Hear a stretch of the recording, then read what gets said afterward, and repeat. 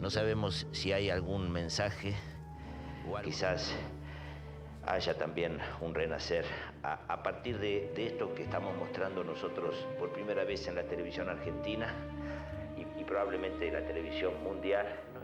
Estas son cosas que no tienen remedio.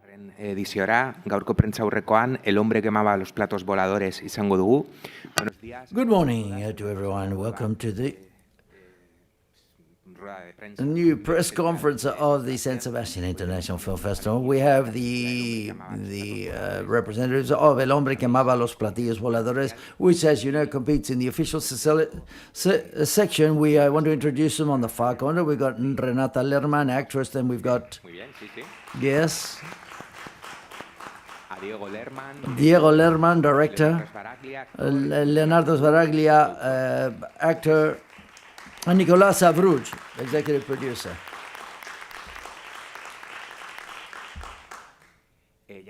And as you know, raise your hand if you want to ask any questions, and I'll give you the floor. But I'd like to start with a question, a bit general, but I'm very curious to know that I understand that Jose III, the character, he's well known in Argentina, but not so well known in Spain. I'd like to know where the idea of the project, what's the genesis behind it? How do you come to decide to shoot this film upon this character and upon the events that took place? Yes, Jose III is a person who's very well known. It's almost a myth. He says, "Follow me, Chango," he says to his cameraman, Chango Torres, who's one of the most popular in Argentinian television. And a bit because we go on holidays to the province of Córdoba. There's a lot of mythology that surrounds the beliefs of UFOs and many other things there. And the figure of Jose was the convergence of many different issues that I thought were very attractive to make a film. Initially, it has to do with the origin of fake news, with Nueve Diario, which was a news program in the mid-80s in Argentina, which set a trend and had an enormous amount of ratings, high ratings, for example. And Jose created fiction. He was in the middle of the mountains with his camera, very few resources, and having to tell stories that he staged and tried to achieve resources to stage them. And they're even further in depth, on the other hand, it's a film that has to do with beliefs that go through the history of mankind in the different periods, from what is religious, the UFOs, witchery, for example, whatever one wants to believe. But this is a film of a character who looks for things and ends up believing what he himself creates.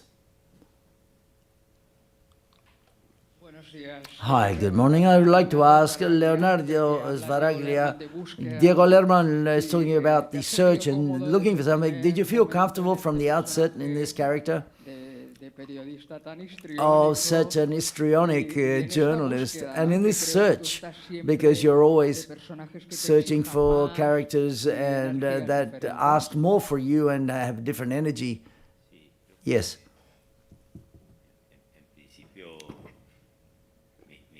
I wanted to work with Diego in a script, which is a great script, and with a story that I think that it talks about things that are quite original, but quite personal, because what's on the other side is the mystery of what lies beyond, things we can't understand. And even though what we can't understand, what happens when one dies, he's a character that we might think that is also going through a moment, and there are some, well, he's encountering problems with illness and the attacks that he has, that is to say. So therefore he starts to have almost that metaphoric and poetic policy way of trying to find this possibility.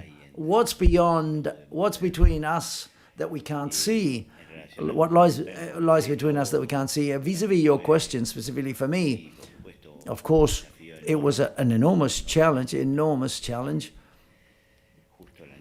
Last year, I also came from another challenge, which was an enormous challenge. So it was all of a sudden my range for searching, I had expanded, but I'd already felt as if I went to the gym of imagination. I started 4 months earlier with another character, and I felt fit and ready to portray this character.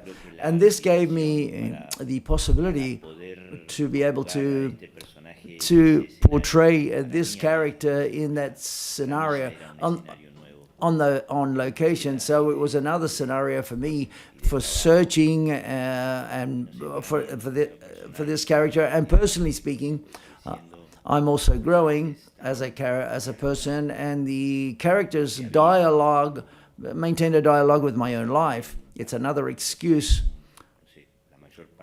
Most of the time in my life, I spend it working, and my work is my life, and my life is my work in an enormous percentage. So therefore, those characters that we're doing for 8 or 9 or 10 weeks or even more, plus rehearsals, travels with you in your life for a long time. So therefore, we have to start to listen and to see what exists in order to learn and to stimulate and to feel a lot of illusion and to revitalize oneself and to desire, let's say, to take full advantage of these characters one portrays, to even grow as an actor and the tools we use as actors. And that is the path I take. And it was very easy, that is to say, to work with Diego. He's a very loving and respectful director, and he knows what he wants. It's very clear in his mind, and what he looks for. He tries to find the best of what he wants. That's true. That's true. That's true. I'm not saying anything. I'm not lying at all. I love to be able to look for diamonds. We may find them or not, but let's look for them. Look for the diamond in amongst the stones, that rocks that don't exist. And we have to find the diamond, and we find it. Sometimes you find the diamond with imagination. If one lets oneself go with the UFOs, for example, that is light, and that's also healing at the same time. So therefore, and then the Neroprina, who's not here today, but who's a great actor from Tucumán, who's marvelous. Monica Aja, who's sitting there, who came along all the way from Mexico City.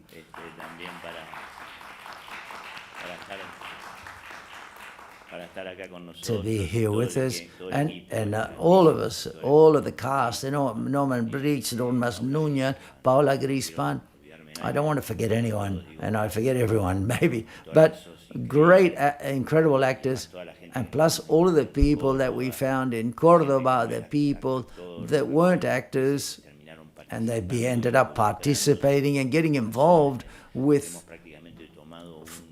because we probably took over a small village that was a mining village that had been a mining village in San Luis in La Carolina, which was a space, was a great... Diego wanted 360 to film everything, not only film everything. It was a village that was almost stuck in time, that had gone through many tragedies as well. And to a certain extent, this film brought some light to them. It gave it the possibility of creating and doing fiction and imagining things. And it was beautiful, apart from the result of the film, but our experience, the human experience that we take with us, especially working in that village, was incredible, because we gave him the possibility to play to all of the people in the village of 150 inhabitants for several weeks. And those are experiences that I don't know. Not everyone has experiences like that in one's life, so therefore I'm very thankful and grateful. I want to take advantage, now that you're talking about the acting, work to ask Renata also about her experience. I'm aware that the last time you were in San Sebastian, the things went well. I'm not too sure what your experience has been like in this occasion.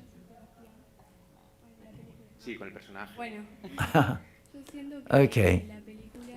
The film was an unforgettable experience, and I feel very privileged to having participated, above all because I feel so small, but so young and having participated in a cast such as this, which was beautiful, and they helped me to do everything, and everything was much easier. I felt, well, with a lot of confidence and very protected by everyone, so therefore I just feel that's the most important thing. And that's how I felt. Very well taken care of and highly protected. Hi, good morning. Diego. Leo just said his work is his life and his life is his work. How much of you is there in that José Lecer? Because he passionately looks like a crazy man. He's in this search and he loses his senses and beyond his own life. And how much of you is there in the film? Portraying the character like a journey, like an adventure, and a passion, as tributes and influences to at certain moments in your life, for example.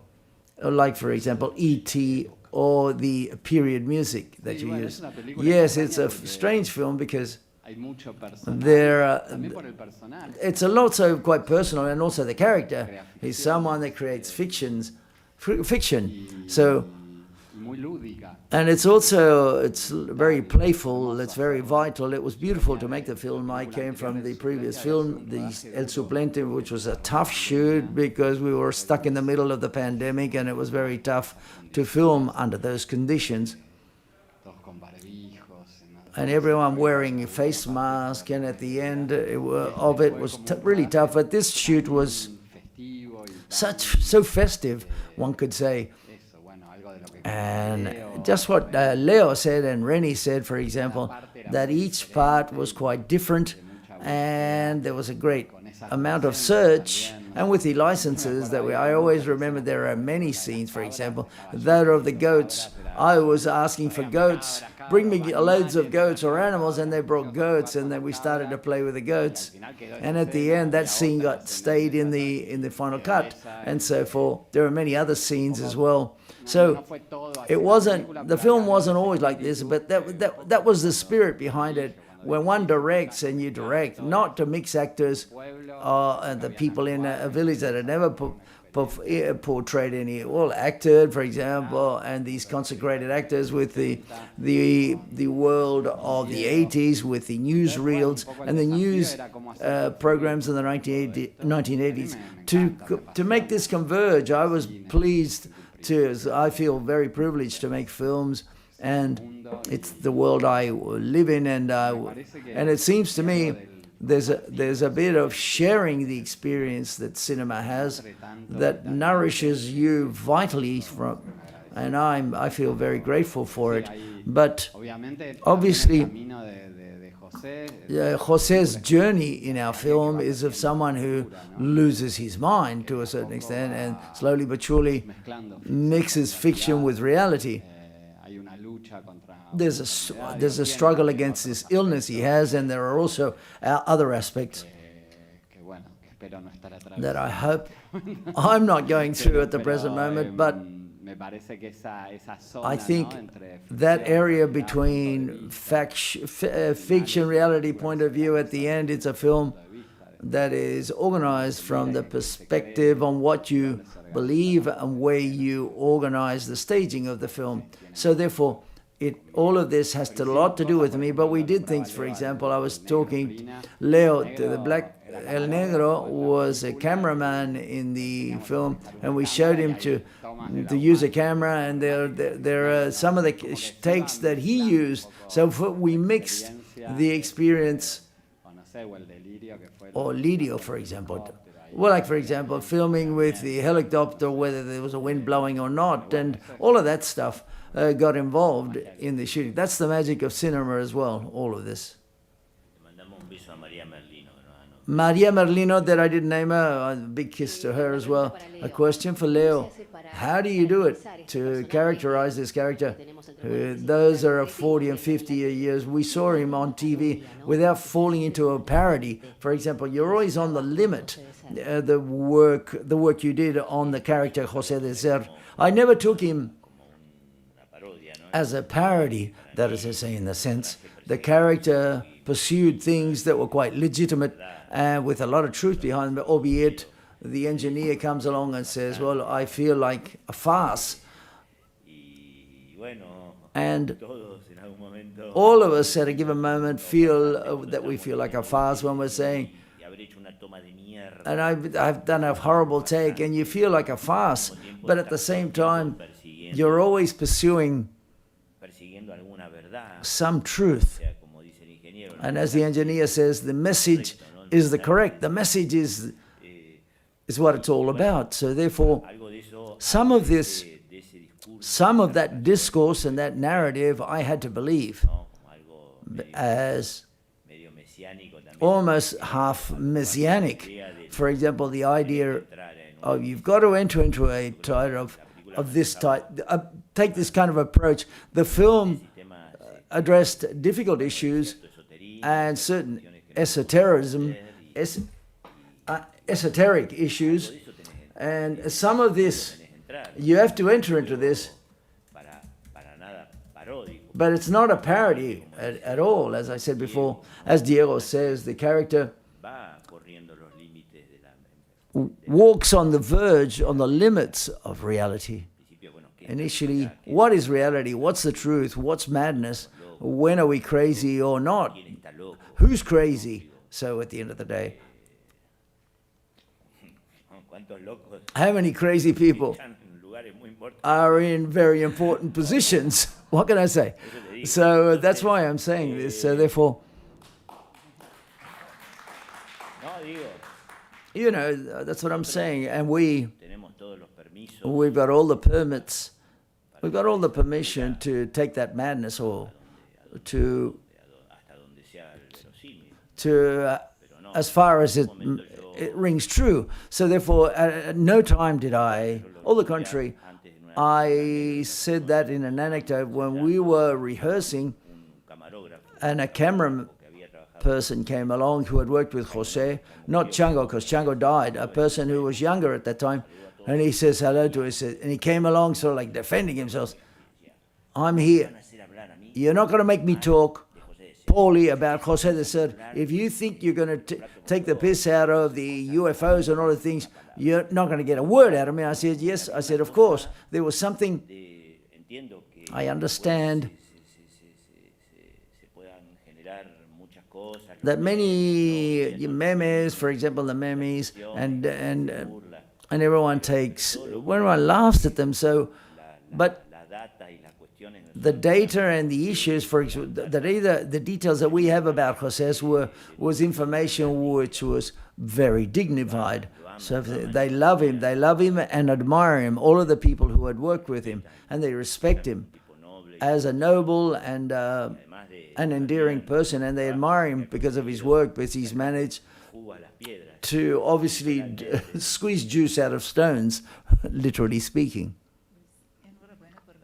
Congratulations for the film. I know it's a period piece, but as you said, it talks about beliefs. And what I see is also important is the news that takes place and also the comedy. My question is more from a documentalist standpoint, but it has to do with comedy.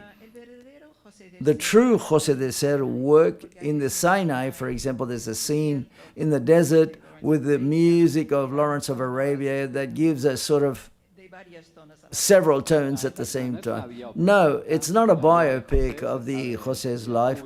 We know his public life, and he was a judge that nobody to know much about his private life. But in the research work we did, we held a lot of interviews in the area of Capilla, and I took some details in the Sinai. What happens is he had been in the Six-Day War, but those that he talked to, he didn't want to talk about this make no comments about this. It was an experience which was at least traumatic, and we didn't know much more about it. So therefore, at a given moment, when we wrote the script, we wanted to rescue this, and we wanted to rescue that anecdote, and it ended up appearing because we thought it was relevant, but we don't know exactly what happened. But he was there in the Six-Day War, and he did participate.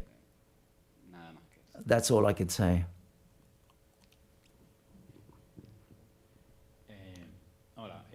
Hi. Good afternoon. My question has to do with the technical things of the film. You talked about how playful it was to make the film, and I think this is at least can be noticed, is noticed by the spectators. It's conveyed to the spectators. I've detected a use, perhaps more frequent than usual, of the wide angle,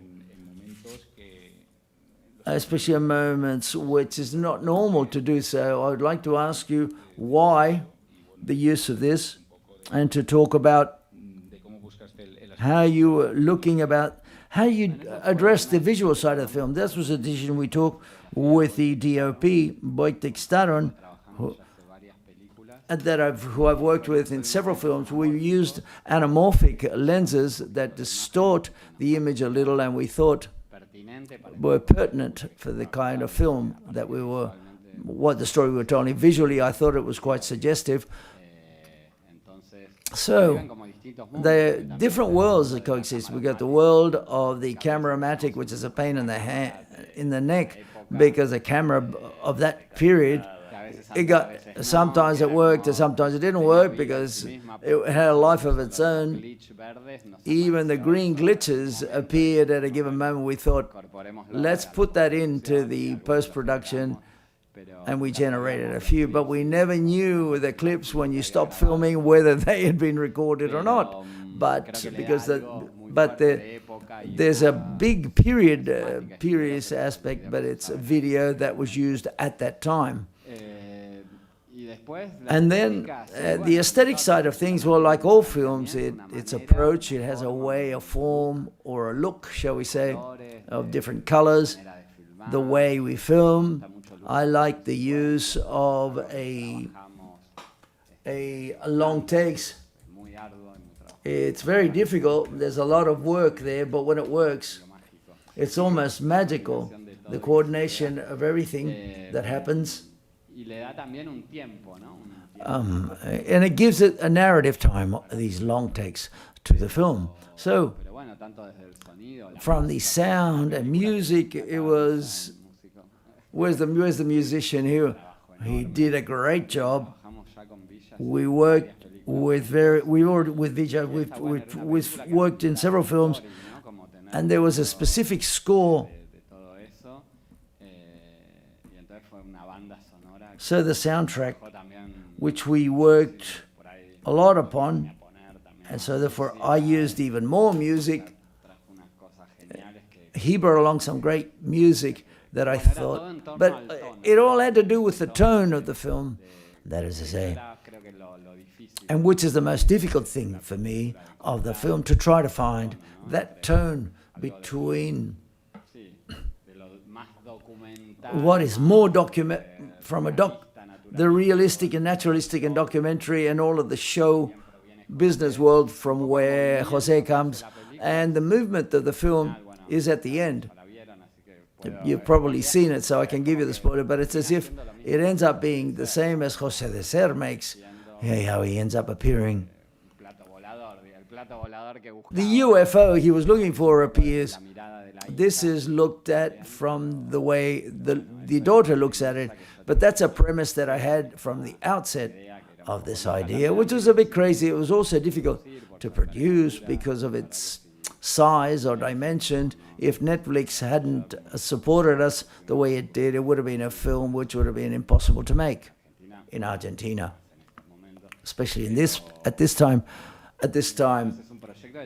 But it's a project that I had for many years. I felt like making it, and I was just seeing whether I was wondering whether I was going to be able to make it at any given time. Now that you're talking about the difficulty for production, to ask Nicolás anything about this, can you explain the challenge? Because it's a film which is very powerful, and from your point of view, can you tell us a bit more about this?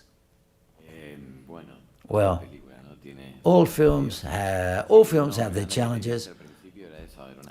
It was a film which had a certain significant dimension, size, and the context was quite changing.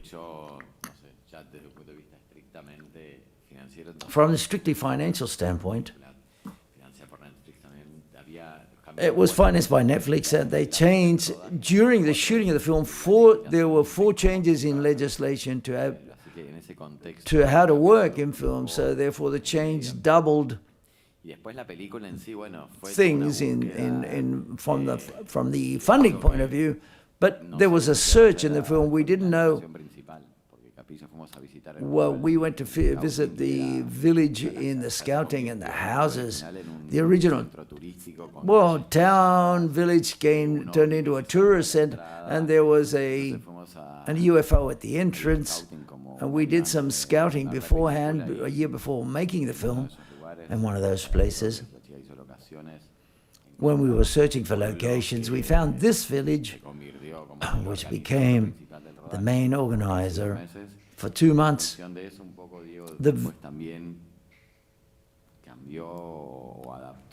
Diego adapted and incorporated a lot of things. For example, the mine to the script, the mine scene. So therefore, that was the heart of the production design. And we also filmed part of it in Buenos Aires, in the period, and all the choreography with Monica. He did some incredible work. And then to find the desert. We're not going to go to the Middle East, but at Argentina, Worms of Roy, none of us knew that there existed a simile of Sinai. The Nijui desert in Mendoza, we had to have 4x4 cars, trucks. We couldn't leave any tracks there, but a group of fanatics. One was a doctor, and the other one was a hardware owner, and they were fans of 4x4s, and they accompanied us, and we did a lot of adventures with one of those trucks, and Leo. Before you were talking about the physical challenge, but basically his body, when stones were falling, throw more stones on me, until he rolled around in the sand by wearing the clothes he was wearing, the costume he was wearing. It was a lot of fun for us, but it was hard work for him. It was fun as well. I liked Alberto Cortés much better, but I wasn't giving it. No, the music as well, that was great. He used songs for period songs, so that it was a pleasure. We should have organized a concert here, but we'll do that next time. In the Whiskey Museum. No, I want to congratulate you for the film, because I think it's perfect. And I think it's great to see this elegant humor for me, for Nicolás, for all of you. The political situation, current situation in Argentina, did it influence in the production of the film in any way? It's difficult to separate politics from economy, but the truth is that during the shoot, we saw the transition. We had to understand in a period of less than 3 months, 4 different ways of working with money that came from abroad in the middle of the film, apart from this. But beyond this, we had the support of Netflix completely, and a lot of people in Argentina. No, just take his hair off your coat, jacket there.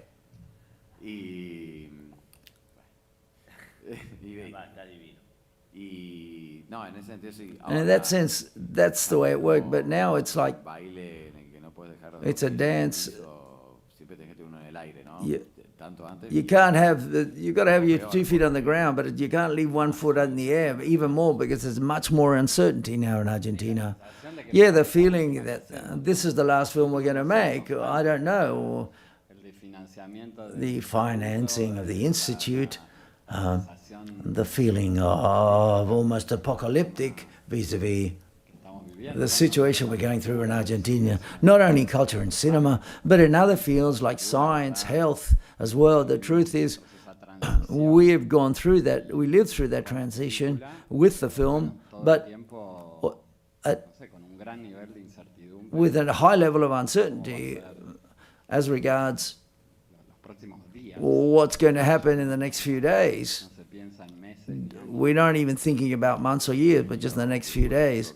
There's a small part of the group we were isolated from everyone in La Carolina, and during the elections, a big microphone was used because people traveled 12 hours. They shot on a Friday, traveled 12 hours. They voted for the elections at 8 o'clock in the morning when the ballots open, and they traveled another 12 hours to come back to shoot the film. Because there was a feeling that it was important to vote.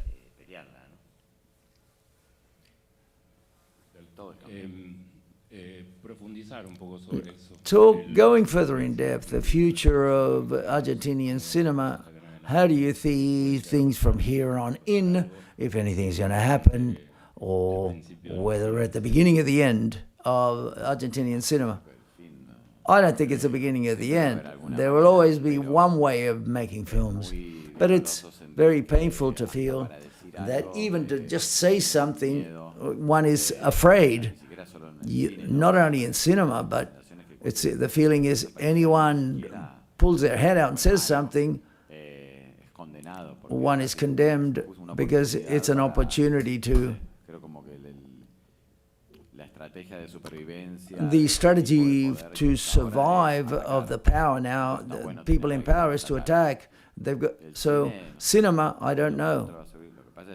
But cinema and the rest of the country there's a lot of damage being done to it. They give privilege to things that they shouldn't give privilege. There's more profits for the people that have got more and less for there's less work, more concentration of the richer people. It's a lot of disillusion. We don't know. It's almost paralyzed, the situation. We don't know how many films will be made next year. Very few, I'm sure, or none, I'm not sure, but few, I'm sure. And it's sad, above all, sadness, impotence, because we come from a generation to see this systematic attack and violent attack on cinema we're trying to defend ourselves and to show our films to be united, but there's absolute uncertainty. And then the wish and the conviction that we're going to try to continue making films, I don't know which way, but using the platforms are a possibility, the way to independent and manage them ourselves and continue to insist everywhere because of the need. And the most important and fundamental thing is that there's a cinema institute exists, but it's crazy to say this, but it's necessary to have it. We need for the Cinema Institute to continue to operate. Now it's paralyzed, it's stopped. And it has to give us the opportunity. Well, if there's a possibility to criticize things, it'd be great, and to generate conversation, because other mechanisms should be used. There are other issues and matters that have to be addressed. But I hope this is the place to do so. And to create or generate discussion. Okay, and as a character in a film says, I'm sorry, I was just thinking, and as regards to what Adolfo said, when he was given the Medal of Honor in Buenos Aires, he said, We don't have to save cinema. We have to save Argentina. Cinema will find its way to do things. Well, in 2001, we went through an enormous crisis, economic crisis, not generated by very complex situations in culture, art, theater. It's found a lot of ways to resist, to struggle, and pressure, which are marvelous and quite moving. But at present, we don't know, as Diego said, we don't know how far this is going to go, how long it's going to take, how much is going to be permitted. There's how much lack of will to this dialogue. I don't belong to the Inca, to any institution. I don't know what happens in the INCA, but I understand that there's no will to maintain a dialogue. And I think we've got a cinema and all our governing people in power, and the president has said he should feel proud of. But there's a political will, which is blind to all of this. I think we've got a cinema which is objectively marvelous, which has a great identity throughout the world, and it's an industry that economically works and gives and allows a lot of families to make a living, and it works, and it generates a lot of work and jobs. So therefore, it's the political will, it's not an economic will. So therefore, and this is the sad side of things, I'm prepared to talk. I would say, I don't know anything, and I don't know the INCA and how economically a film is made. And I've been breaking my back as an actor for the last 40 years to try to do things better. So quite simply, that's my task, and that's always been my task. And the last thing that we want is to be able to talk about politics in a press conference presenting a marvelous film such as this. But we've generated a scenario, a conflict scenario, where we are in that conflict scenario, and we didn't initiate this conflict, others did. So I'm going to continue to fight for my profession and be an actor for my profession, and continue to generate beautiful conditions, so to be able to continue to do our job in the most excellent way possible. And that's our mission. Well, let's see how long it lasts.